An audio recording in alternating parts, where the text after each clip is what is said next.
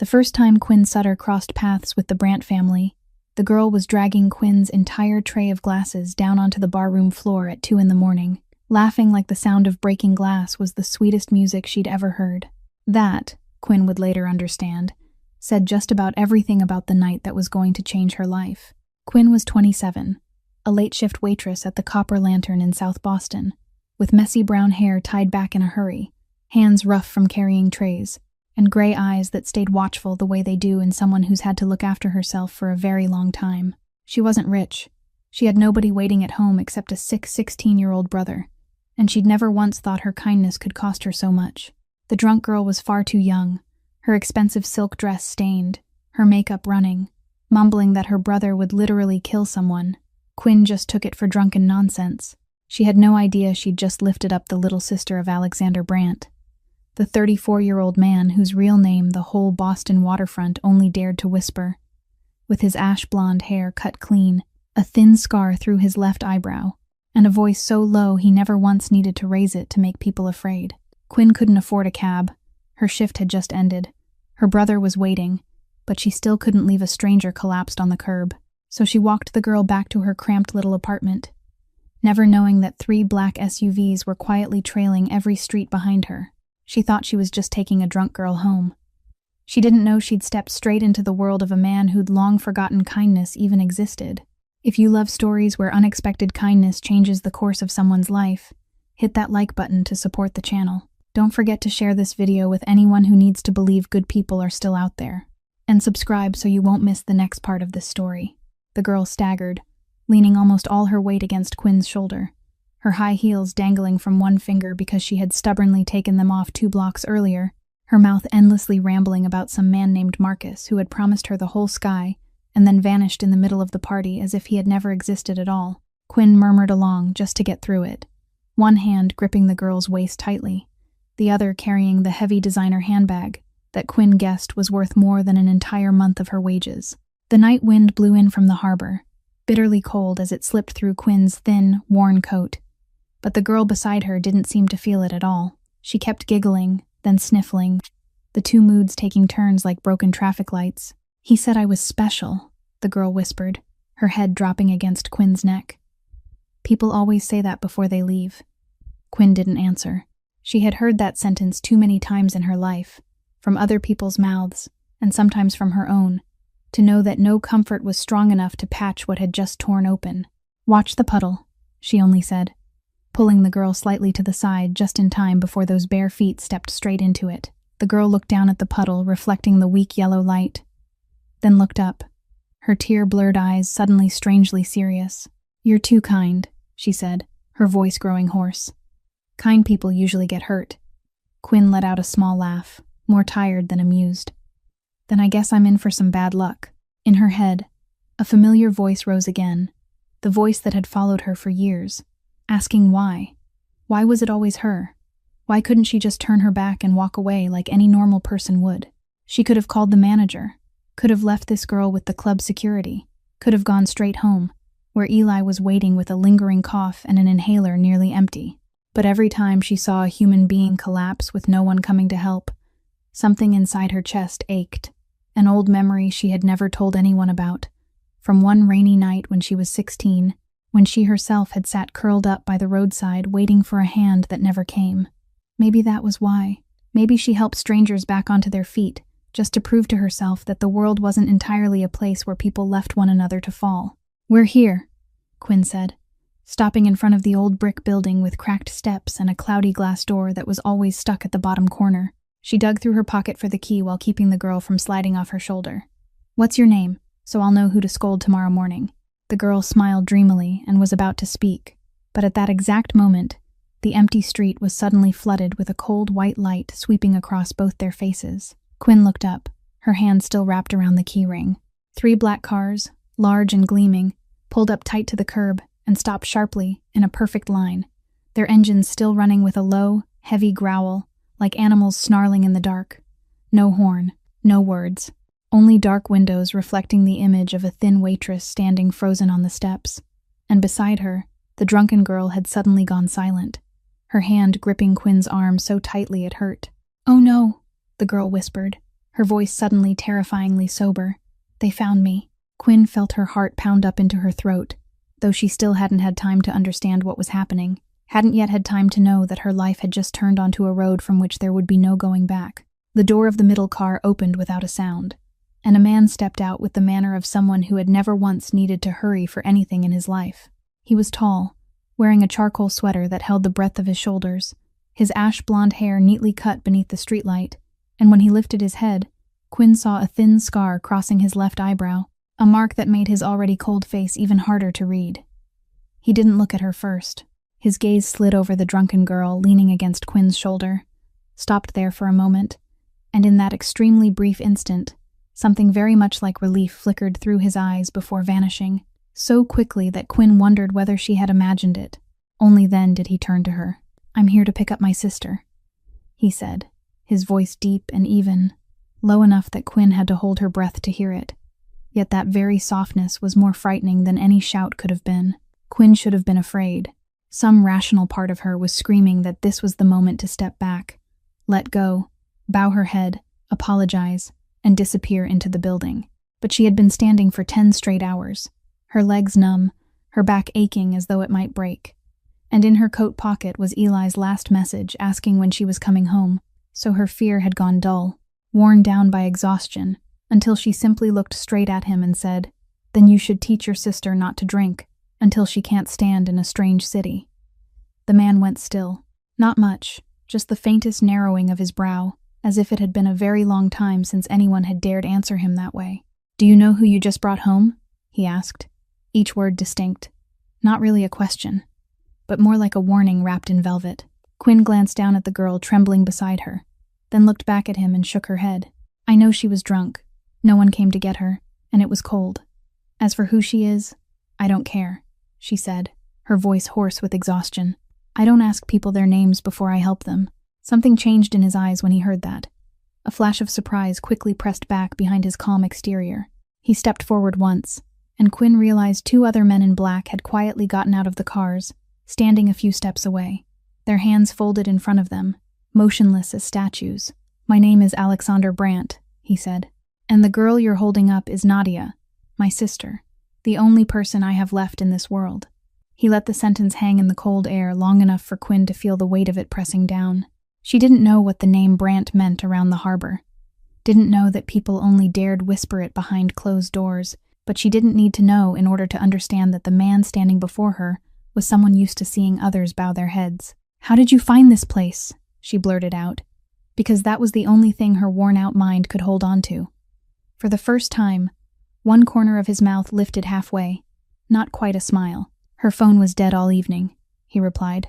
"Half an hour ago, it was plugged in again, at this exact address." Quinn lowered her eyes to the designer handbag still hanging from her shoulder, where she had slipped Nadia's phone after picking it up from the club floor, then plugged it into the outlet near the bar while cleaning up without even thinking. A tiny, unconscious act, the kind of thing she would do for anyone, and yet that was what had led all 3 cars to the front of her building. He held out his hand, palm upward, a gesture both polite and impossible to refuse. "Give her back to me," he said. "And then, after a pause, you'll get home safely, Miss Sutter." Quinn startled. She had never told him her name. The fact that he already knew even her last name, sent a chill running down her spine, colder than the night wind blowing in from the harbor. Nadia suddenly clung tightly to Quinn's sleeve, shaking her head over and over like a child. "I'm not getting in the car," the girl mumbled, tears spilling again. "I don't want to sit alone in that car. Everyone keeps looking at me like I'm some broken thing." Quinn felt that small hand trembling in hers, and the old instinct rose inside her before she even had time to think. "She's cold and she's still not fully sober," Quinn said, lifting her eyes to Alexander. "Let her sit for a little while, drink some water, and then go, all right?" She didn't know where she had found the nerve to invite this man into her home. She only knew she couldn't bear to watch someone who was crying be dragged away like a package. He looked at her for a moment longer than usual, then gave the faintest nod, signaling for the 2 men to remain outside, and followed her up the narrow stairs.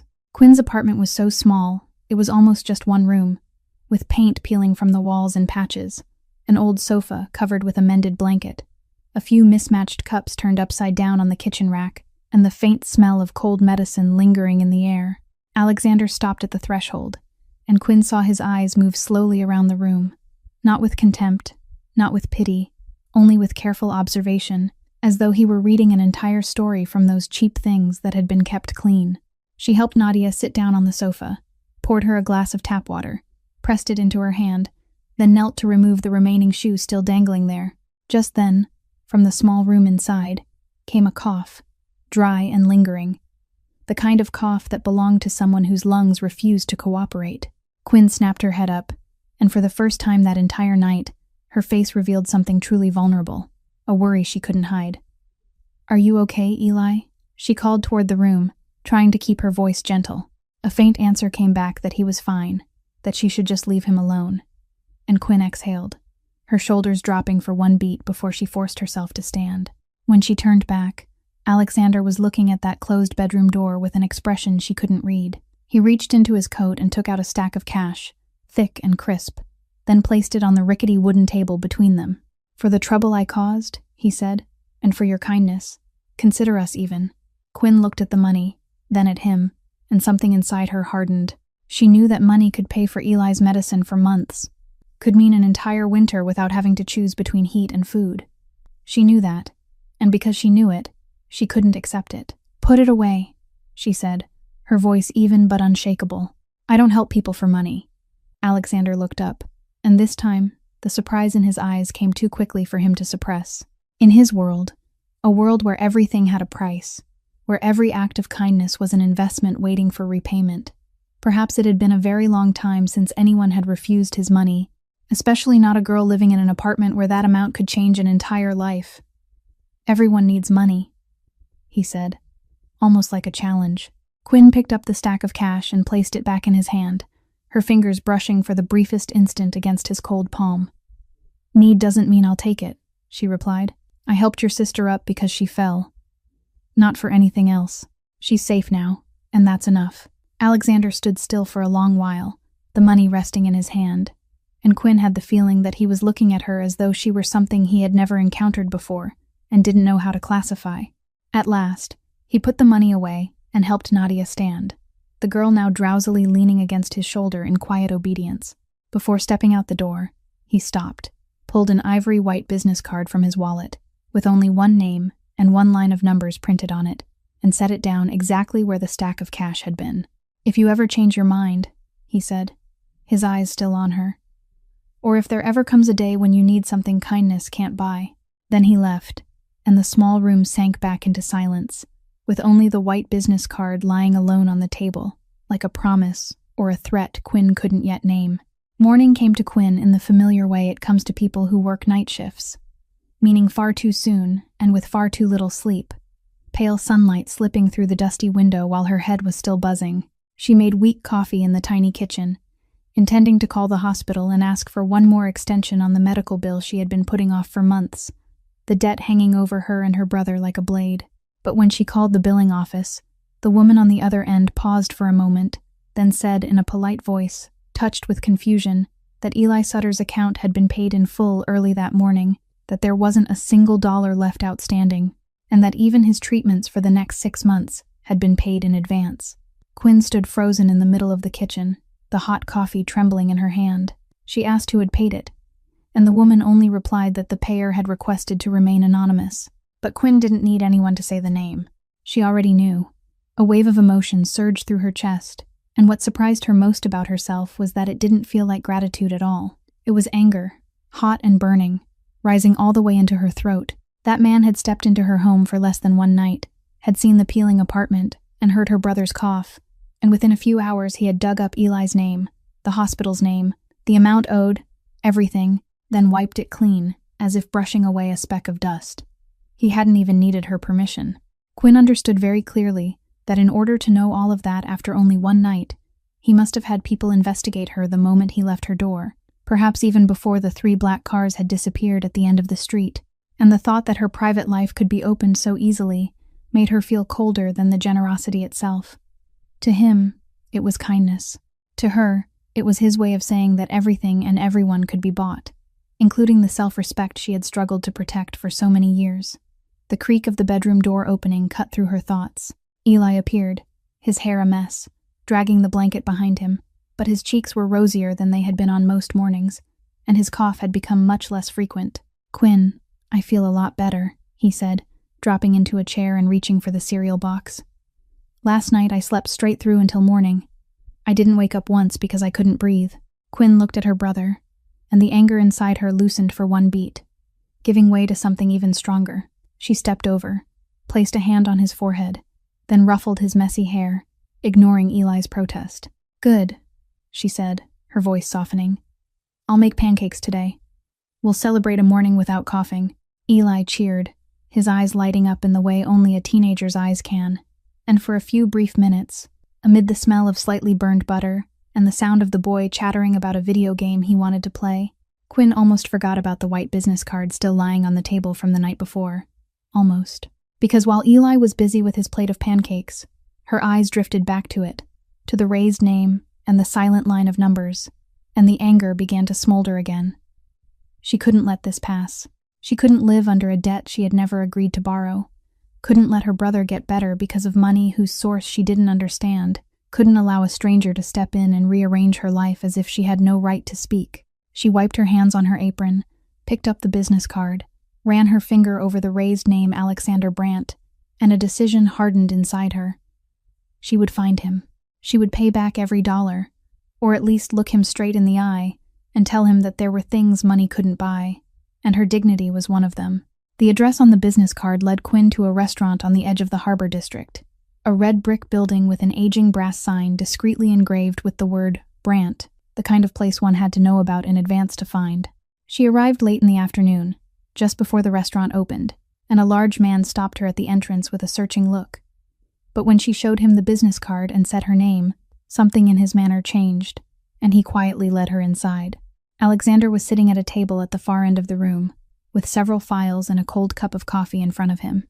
His shirt sleeves rolled up to reveal strong forearms, and when he looked up and saw her, he didn't seem surprised, as though he had expected her to come, which only made Quinn more irritated.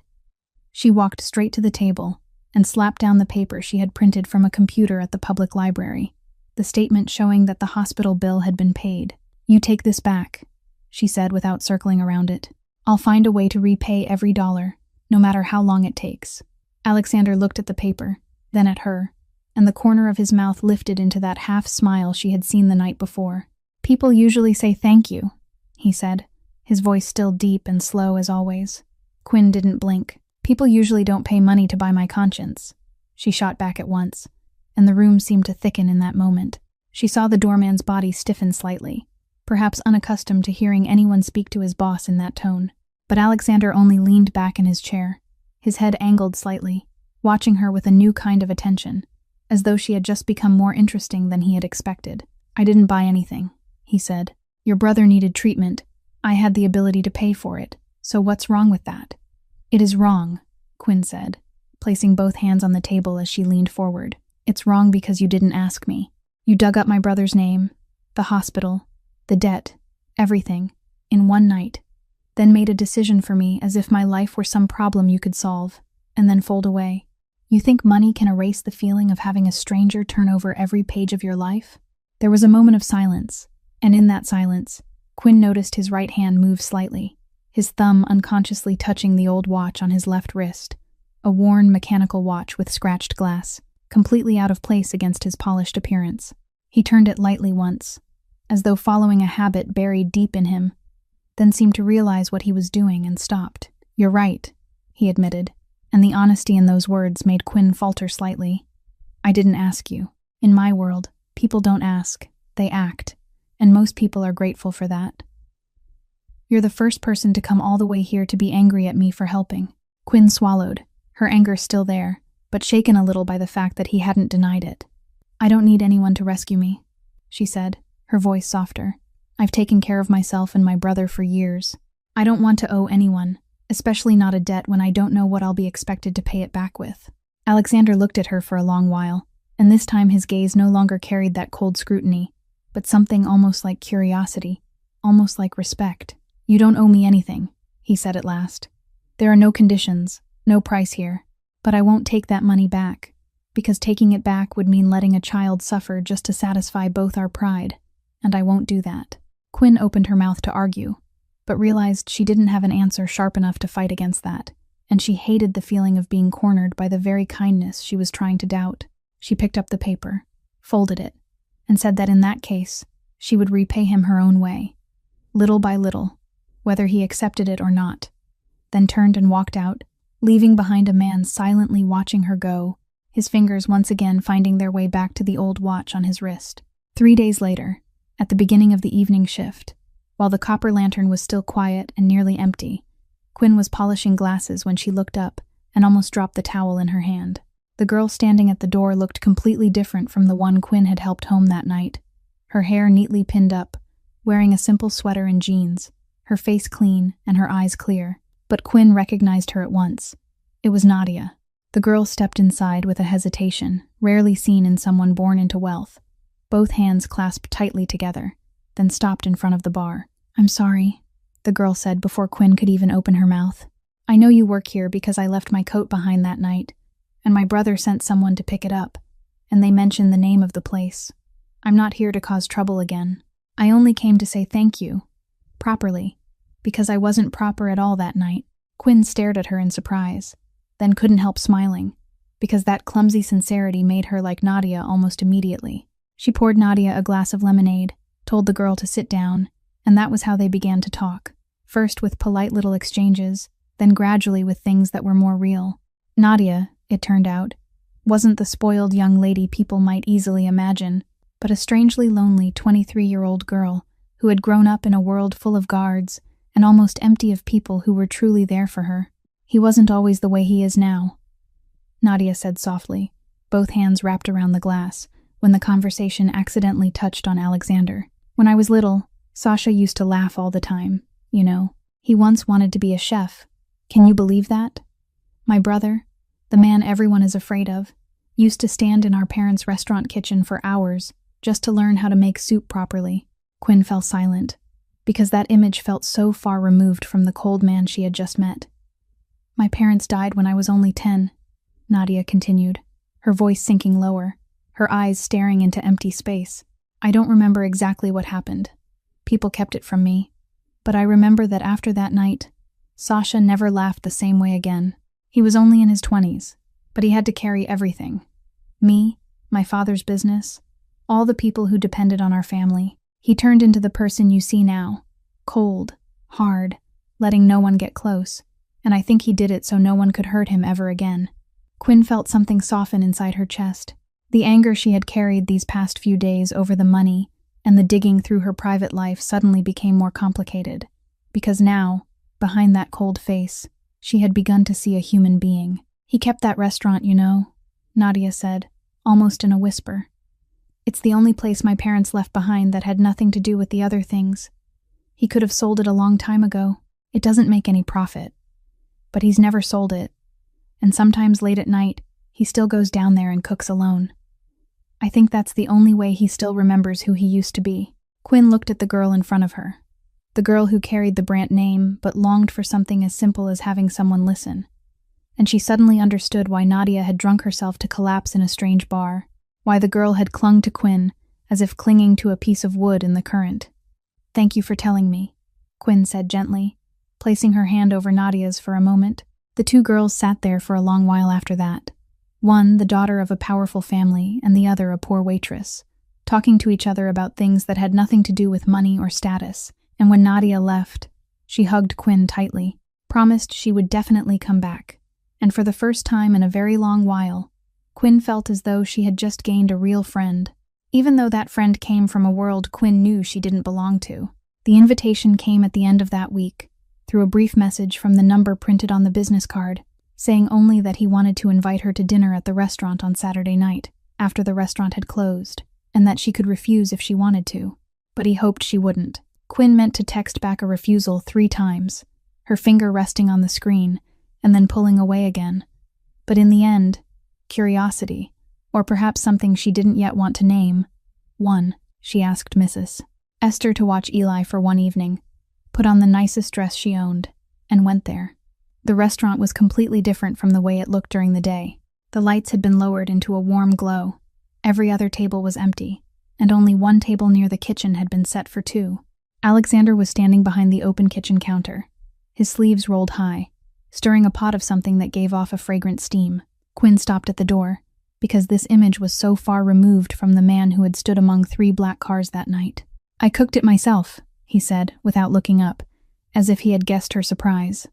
"Sit down." She sat, still guarded, and asked why here, why close the restaurant just to cook for someone he had only just met.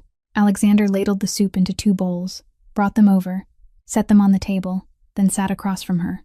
"Because this is the only place I know," he said, "where people come not because they fear me or because they need something from me."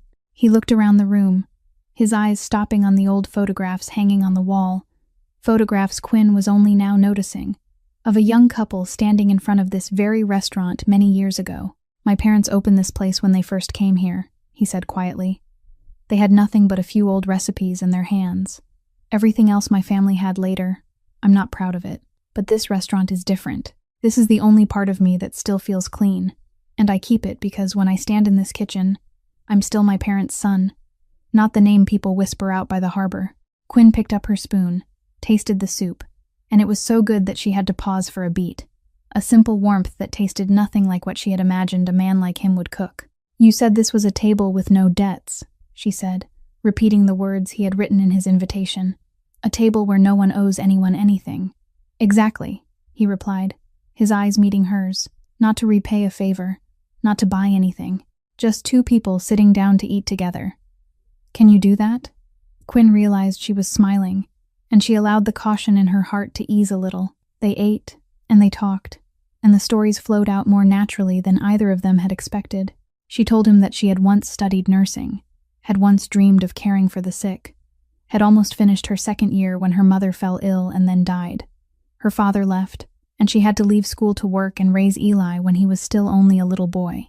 "I still keep some of my old textbooks," she said, a little embarrassed. "Sometimes late at night, I still take them out and read them, even though there's no real reason to." Alexander looked at her for a long while, and in his eyes was something she wasn't used to seeing in other people when they heard about her unfinished dream. Not pity, but a quiet understanding. "You're still taking care of people," he said. "My sister was drunk in the middle of the night, and you were the only one who stopped. Isn't that something people can study for years and still not know how to do?" Quinn looked up and met his gaze, and in that moment, in the warm room with 2 bowls of soup slowly cooling between them, she felt as though 2 worlds separated by an entire abyss had suddenly touched at one small point, a point where both of them had once lost something precious, and were both still trying to hold on to the decent part of themselves that remained. He unconsciously turned the old watch on his wrist again, and this time Quinn didn't ask. She only watched quietly, knowing that behind that gesture there must be a story, one he might tell her someday. Rain began falling at dusk, and by late night it was pouring over the streets of South Boston, tapping against sheet metal roofs, and running in streams along the gutters, when a soft knock came at the door of Quinn's apartment. She opened it, and went still when she saw Alexander standing there, his coat dark with rain, one sleeve torn and hastily wrapped with a strip of cloth already soaked red, his face pale but still carrying that calm expression to the point of stubbornness. "I didn't know where else to go," he said, his voice quieter than usual, and Quinn asked nothing more. She only pulled him inside, closed the door, and at once the nursing part of her that had been sleeping woke fully. She told him to sit on the sofa, hurried to get the old first aid kit she always kept because of Eli, then knelt in front of him and gently unwound the makeshift bandage. The wound on his forearm was long and still bleeding, but not too deep, the kind of cut she guessed had come from contact with something sharp, and she didn't ask where it had come from, because she understood enough about his world to know that some questions were best left unasked. "You should go to the hospital," she said as she cleaned the wound with hands that had stopped trembling, moving with the practiced steadiness of someone once trained to do exactly this. "People like me don't go to hospitals for things like this," he replied, and Quinn only let out a soft sigh, refusing to argue. She worked in silence, disinfecting the cut, pressing until the bleeding slowed, then beginning to wrap the bandage around his forearm, each turn neat and firm. As she did, her fingers accidentally brushed the inside of his wrist, just beneath the old watch, and through the professional reflex still rooted in her blood, she placed 2 fingers there and silently counted. She stopped. "Your pulse is too fast for someone acting this calm," she said softly, lifting her eyes to him. Alexander didn't answer right away. He looked down at her, at the small hand holding his wrist. And in his eyes was something both guarded and exhausted. The exhaustion of a man who had gone too long without being allowed to seem weak in front of anyone. "I'm always calm," he said, but his voice had lost some of its usual certainty. Quinn didn't let go of his hand. "You don't have to be strong here," she said, and the words came out more gently than she had meant them to, surprising even herself. "In this room, there's no one you need to frighten, no one depending on you, no one afraid of you. Here, you're just someone who's hurt and in pain, and that's allowed." There was a long moment with only the rain striking the window and the sound of their breathing, and Quinn felt the pulse beneath her fingers slow by one beat, as if her words themselves had loosened some wire inside him that had always been pulled tight. "It's been a very long time since anyone touched me without being afraid," he said, almost no more than a breath, and the sentence made Quinn's heart tighten because it revealed a depth of loneliness she had never imagined a powerful man like him could carry. She tied off the last strip of bandage, smoothed it flat, but let her hand remain on his forearm for one more moment. "It's done," she said softly. "You should rest it for a few days. Don't use this arm too hard." Alexander looked at the white bandage wrapped around his arm, then looked at her, and for the first time since they had met, the guarded look on his face disappeared completely, revealing something bare and true. "Why do you do these things?" he asked quietly. "You get nothing from it." Quinn shifted back a little, wiped her hands on a towel, and gave a tired smile. "Because once, I needed someone to do that for me," she answered, "and no one came. And I swore to myself that if I could help it, I wouldn't let someone else sit alone with their wounds." Outside, the rain kept falling, and inside that small, warm apartment, two people from two opposing worlds sat beside each other, in a silence that no longer felt guarded, feeling for the first time that they had been seen exactly as they truly were. In the days after that rainy night, an uneasy feeling began slipping into Quinn's ordinary life, so vague at first that she told herself she was only imagining it. The first time was a dark-colored car parked across the street from the Copper Lantern, sitting there through her entire evening shift, and when she got off work, close to 2 a.m, it was still there, its windows so black she couldn't see inside. She told herself it was probably just someone waiting for a friend. But the next morning, when she walked Eli to the bus stop so he could go to school, she saw a car much like that one slowly pass twice along the same street, and a man standing on the corner holding a phone, though his eyes kept turning toward her in a way that made the back of her neck go cold. She said nothing to Eli, only tightened her hand around his a little more, told him to be careful getting on the bus, and stood watching until the bus had vanished from sight before she felt any easier. That feeling of being watched followed her like a shadow, not clear enough for her to report to anyone, but not faint enough for her to dismiss. Once, at the grocery store, she turned around and caught a man quickly looking away, and her heart pounded the whole way home even though she scolded herself for panicking over nothing. She didn't know that not far away, inside a discreet office near the harbor, a man named Dmitri Vasco was sitting and studying photographs of her spread across a desk, photographs of her carrying trays at the bar, photographs of her holding Eli's hand, photographs of her leaving Alexander's restaurant on the night she had come to return the debt. Dmitri had been Alexander's right hand for many years, a patient and ambitious man, and he had watched long enough to recognize something Alexander himself perhaps hadn't yet dared admit, that the unshakably cold man had begun to soften because of a poor waitress, and a man with a weakness was a man who could be brought to his knees. As for Alexander, he didn't need anyone to point it out for him to know. He had been the first to recognize the danger he was unknowingly pulling Quinn into. He had seen the eyes of several men under him change whenever her name was mentioned, had sensed the strange air in recent meetings, Dimitri's excessive silence whenever he brought up anything personal. In his world, everything he treasured became a target. Everyone he cared about became a bargaining piece for others to use, and he had learned that lesson in blood long ago, on the night his parents died. He stood by the office window looking down at the gray harbor beneath the drizzle, his fingers anxiously tracing the worn glass of the old watch on his wrist, and a fear rose inside him that he hadn't felt in a very long time. Not fear for himself, but fear for someone else. He remembered the small hands that had bandaged him in the rain, remembered the way she had said he didn't have to be strong there, and he realized with bitterness that the very moment he had allowed himself to be weak might be the thing that pushed her into danger. Quinn had no idea of the schemes being woven around her. No idea that the shadow following her had a name and a purpose.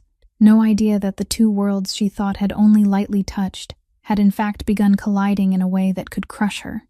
She only felt a chill down her spine each time she stepped out onto the street, and every night she checked the locks one more time, holding close a vague unease she couldn't yet name, while outside, quietly and patiently, the storm was beginning to gather. Alexander had weighed every option through several sleepless nights, and in the end he arrived at the only conclusion he believed was right, even though it tore him apart, that the only way to keep Quinn safe was to push her out of his life, as far away as possible, as decisively as possible. He sent her a message asking her to come to the restaurant, and when she walked in with the warm smile still lingering from that rainy night, he had to summon every ounce of willpower not to betray his own plan. He wasn't standing behind the kitchen counter this time. He was sitting at the table, his jacket neat, his face carrying exactly the cold, distant look of the man the entire harbor district had learned to fear, and he saw her smile falter the moment she realized something had changed. "Sit down," he said, his voice flat, and she sat, her eyes searching his face. He had prepared every word, had rehearsed them in his mind until they had gone numb, but when he had to say them in front of her, they still felt heavy as stone. "I think we should stop here," he said. Quinn blinked, not understanding. "Stop what? All of this?" he replied, waving one hand vaguely through the air. "The dinners, the meetings. I've thought it through, and I realize I let things go much farther than they ever should have." He saw her face grow pale little by little, and each wounded expression that passed through her eyes felt like a cut into him, but he kept his voice calm, because he knew that if he allowed even the smallest crack to show, she would see straight through him, and everything would collapse.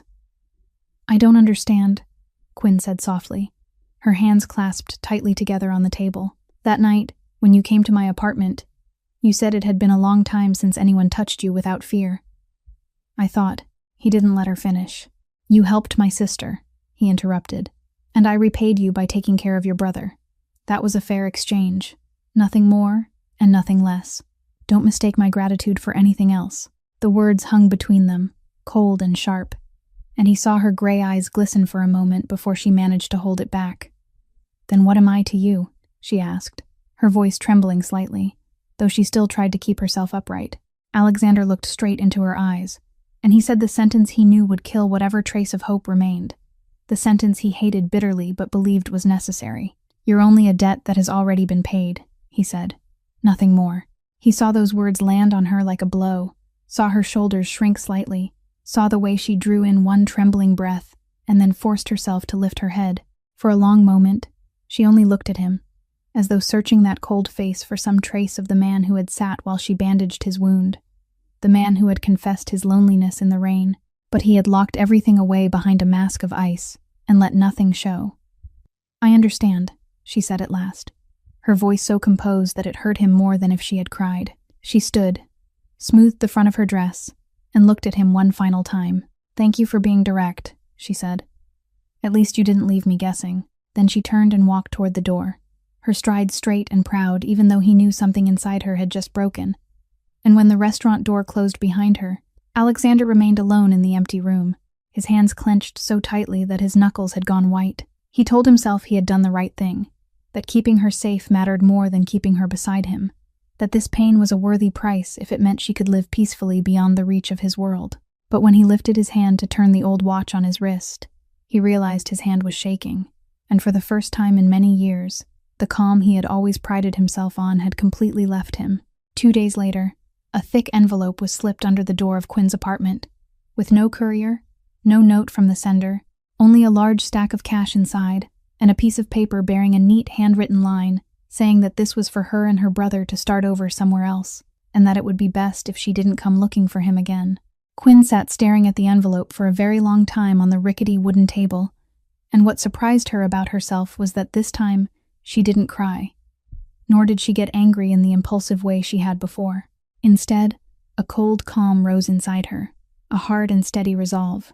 She had spent the last 2 days gnawing over the words he had said, trying to convince herself that she should let go, that she should take this money and disappear as he wanted. But the more she thought about it, the more she realized one thing, that those cold words didn't match the man whose hand had trembled when she took his pulse, didn't match the man who had said it had been a very long time since anyone touched him without fear. Something wasn't right, and she wasn't the kind of person who ran when something felt wrong. She asked Mrs. Esther to watch Eli, took the untouched envelope with her, and went straight to the restaurant in the middle of the day. This time, she didn't wait for permission, but brushed past the doorman and pushed the inner door open, leaving him stunned. Alexander was sitting at the table with files spread wide before him, and Quinn noticed that they didn't look like ordinary business papers, that there were documents among them that looked like legal case files, but she had no time to think about that. She set the envelope down hard in front of him. "You forgot this," she said. "I'm not taking it." Alexander looked up, his face briefly stunned before he managed to put that cold mask back on. "I thought I made myself clear," he replied. "You did," Quinn cut in, and she stepped closer, not avoiding his eyes at all. "You said I was only a debt already paid. But I'm not here to argue with you about that. I'm here to tell you something maybe no one has ever dared say straight to your face." She saw him stiffen, and she went on, every word clear. "I'm not afraid of your world. I don't know everything you do, and I won't pretend that I do, but I'm not afraid of it, and I'm not afraid of you. This thing you're doing, pushing me away, throwing money at me, building up this cold face, I don't think it's because you see me as a debt. I think it's because you're afraid." Alexander opened his mouth to speak, but she didn't give him the chance. "You're afraid because you can't believe someone could be kind to you without wanting anything in return," she said, her voice softening but no less firm. "All your life, everyone who came near you did it because they needed something, because they feared you, or because they wanted to use you. So when you meet someone who simply cares, you don't know what to do with it, and you'd rather push it away than believe it's real. But I'm telling you now, there are people who are kind without calculating, and the fact that you don't believe that is your tragedy, not my fault." The room sank into silence, and Quinn saw something break open in his eyes, the ice he had built around himself cracking just enough to reveal the man behind it, the man looking at her as though she had just spoken aloud something he had buried his entire life.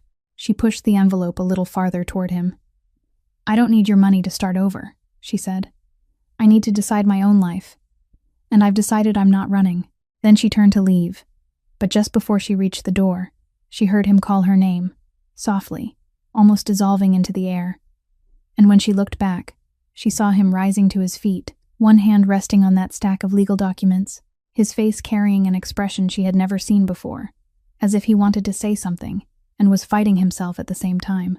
And in that moment, she knew, though he hadn't said a word yet, that she had just reached something his money and power had never been able to touch. That night, Quinn lay awake in the dark apartment, listening to Eli's steady breathing from the next room, while the words she had spoken to Alexander kept echoing in her mind, tangled with a very old fear she had thought she had buried long ago. She remembered the night when she was 16, the night she sat, curled up by the roadside, waiting for someone who would never come.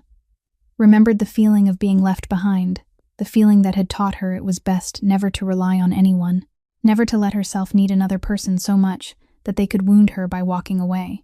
She had lived her whole life by that rule, carrying everything on her own, never allowing herself to lean on anyone. And now she realized with a bewildering fear that Alexander had slipped in behind that wall, that his cold words had hurt her in a way only someone she truly cared about could hurt her. And that frightened her even as it made it impossible for her to turn away. And across the city, in an office lit by a single lamp, Alexander sat alone before the files Quinn had accidentally seen. He thought about his parents, about the night more than 20 years ago when his entire world collapsed in the blink of an eye, when he went from being a boy who once dreamed of becoming a chef to the person forced to hold up a shattered family. He had buried his parents, and with them, he had buried the gentle part of himself, because he believed tenderness was a luxury a man like him wasn't allowed to have, that anyone he permitted himself to love would eventually be taken by this world, just as it had taken his parents from him. That was why he had pushed Quinn away. Not because she didn't matter, but precisely because she had begun to matter too much. But the words she had spoken that afternoon had stayed inside him, cutting into that old belief, forcing him to look directly at the truth that he had spent his whole life living in fear, and that fear was turning him into a lonely man surrounded by his own power. He reached out and opened the file, the pages he had been quietly preparing for many months, even before Quinn came into his life. Evidence, recordings, things powerful enough to dismantle an entire network he had inherited but had never truly wanted. For a long time, he had carried the intention of finding a way out, a way to leave the world that had stolen his youth from him. But he had always lacked a reason large enough to dare pay the price. Now he had one. He looked down at his father's old watch on his wrist, the watch that had stopped working long ago and that he had never repaired, as though time inside him had also stopped on that fateful night. And for the first time, he wondered whether he could let it run again, whether a man who had stayed in the dark for so long still had the right to step into the light. Outside the window, the harbor sank into the stillness of night. But both Quinn and Alexander, each in a lonely room of their own, could feel that something was about to change, that they were standing at the threshold of a choice that could no longer be delayed, and that the shadow gathering out there would not wait for anyone to be ready. It was a quiet Tuesday night, close to closing time, and Quinn was wiping down the last tables at the Copper Lantern after the bartender had gone home early because he was sick, leaving her alone to watch the place until it was time to lock the door. Eli had been left at Mrs. Esther's tonight, as he always was during her late shifts, safe and asleep, and that was the only thing that gave Quinn any peace when the bar door swung open and a man she had never seen before walked in, moving with the unhurried ease of someone who knew he was in control. "We're closed," she said by reflex, but the words had barely left her mouth when two other men stepped in behind him, one of them quietly turning the sign on the door to closed and standing in front of the exit. Quinn's heart sank. She recognized at once that the feeling of being watched for the past several weeks had now taken shape as a living, breathing threat. "Miss Sutter," the man in front said, his voice falsely smooth as he pulled out a chair and sat across from the bar with chilling calm. "I'm Dimitri. Perhaps Alexander has never mentioned me, but I know you very well." Quinn stood straight behind the bar, both hands planted on the wood to keep them from shaking, forcing herself to breathe slowly, forcing herself to think. She understood that panic was a luxury she couldn't afford right now.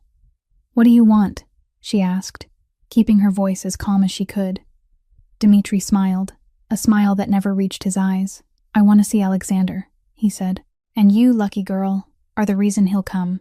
You see, he has grown soft, and a soft man doesn't deserve what he holds. I only need him to come here, alone, so we can make things clear." Quinn understood immediately what he was doing, understood that she was the bait meant to draw Alexander into a trap, and she knew that if she simply stood there waiting, both she and he would fall straight into the script Dimitri had already written. So she did the only thing she could. She bought time, and she used her mind. "Fine," she said. "Let me call him. His number is in my phone under the counter."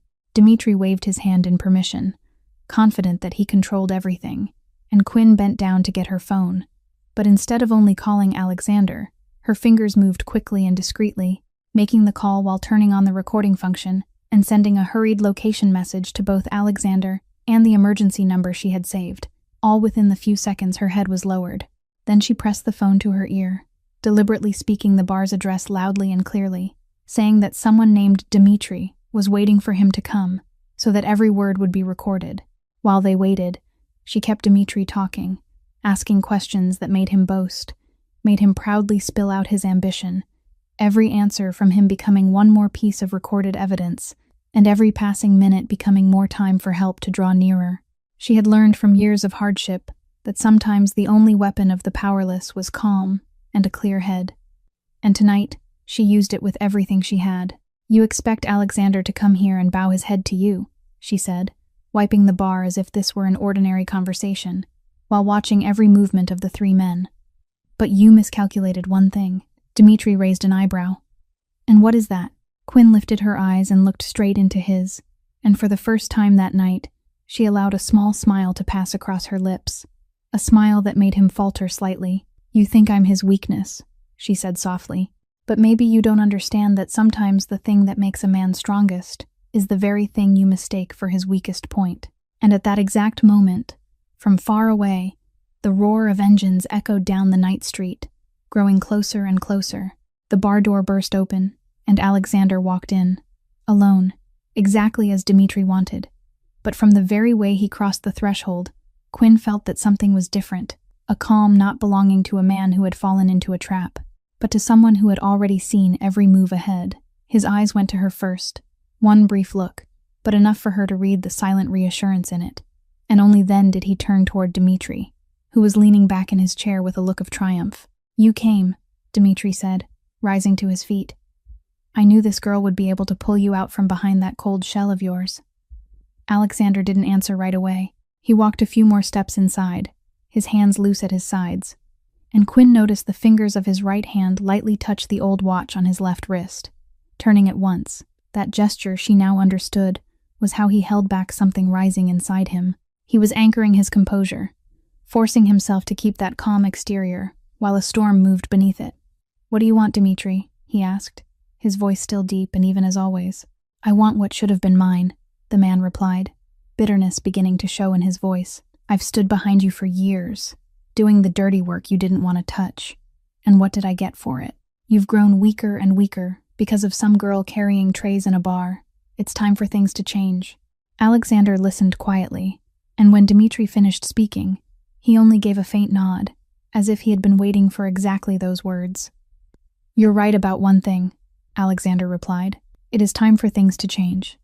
But not in the way you think." Then he turned toward Quinn, and this time his voice softened. "She isn't my weakness," he said. "She's the reason I finally had enough courage to do what I should have done a long time ago." At that exact moment, the engines outside the street fell silent, replaced by the rush of pounding footsteps, and the bar door flew open as a team of federal agents in body armor stormed in, flashlights and commands filling the room as they surrounded Dmitri and his two men before they could understand what was happening. Dmitri whipped around toward Alexander, his face twisting with shock and betrayal. "What have you done?" he hissed. Alexander looked at him, and there was no triumph in his eyes, only a deep exhaustion mixed with something almost like release. "I've been working with them for months," he said, loudly enough for everyone in the bar to hear. "I turned over everything, the books, the routes, the names, all of it. I decided to end this world, not by becoming more ruthless than you, but by walking out of it completely. Did you think I came here to fight you for power, Dmitri? I came here to end it, for both of us." As the agents led Dmitri outside, he still turned back to glare at him, but Alexander was no longer looking at him. He walked to Quinn, who was still standing behind the bar with the phone recording in her hand, and for the first time since that rainy night, he let his face reveal everything he had kept hidden. "Are you all right?" he asked softly, and Quinn nodded, though her hands were still trembling. "I recorded everything," she said. "Every word he said." Alexander looked at her, and in his eyes there was respect mingled with something much warmer. "You should have run," he said. "Anyone else would have run." "I already told you," Quinn replied, letting a tired smile rise to her lips. "I don't run." He reached out, hesitating for a moment as if he wasn't used to the gesture, then gently placed his hand over her trembling one on the counter, and Quinn felt his pulse beneath her palm, this time no longer held back, beating hard and real. The heartbeat of a man who had just been free for the first time in more than 20 years. Outside, the red and blue lights of the federal cars flashed across the glass windows, but inside the small bar, amid the wreckage of a world that had just closed behind them, two people simply stood there in silence, hand in hand, knowing that the hardest part had passed, and that something entirely new was waiting ahead. 1 year later, on an autumn afternoon when golden sunlight stretched across the harbor water, Brant Restaurant had become an entirely different place, bright with lights, full of guests, laughter and conversation ringing out from the kitchen, where Alexander still sometimes cooked the soup himself from his mother's old recipe. He had sold off everything that belonged to the old world, cooperated fully with the authorities, and though the road to starting over had not been easy, he had laid the foundation for an honest business in the harbor district, creating work for the very people who had once lived in the shadows and now wanted to find another path.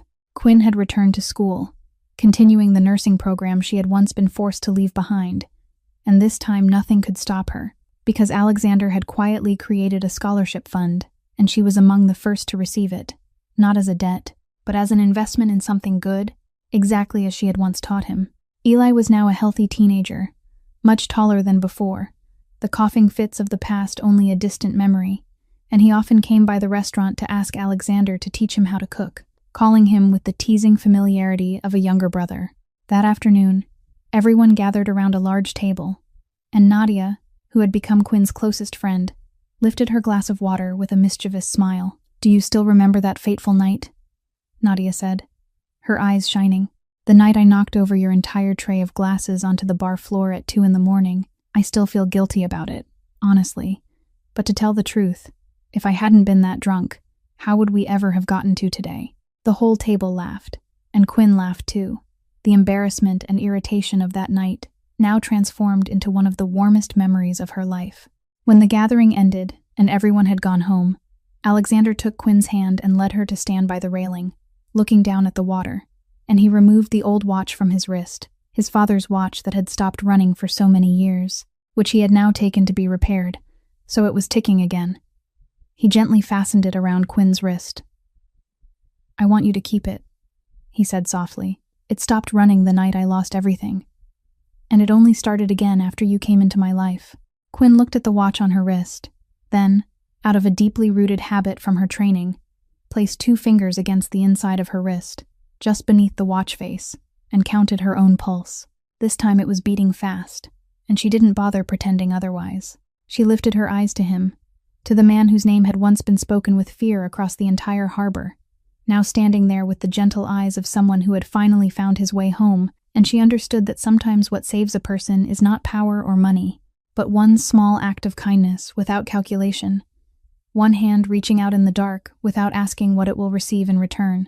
The story of Quinn and Alexander reminds us that sincere kindness is the most precious treasure, one no amount of money can buy, that a person's dignity does not lie in what they own, but in how they treat others, and that no one is imprisoned in their past forever, because with enough courage, anyone can choose to step into the light and begin again.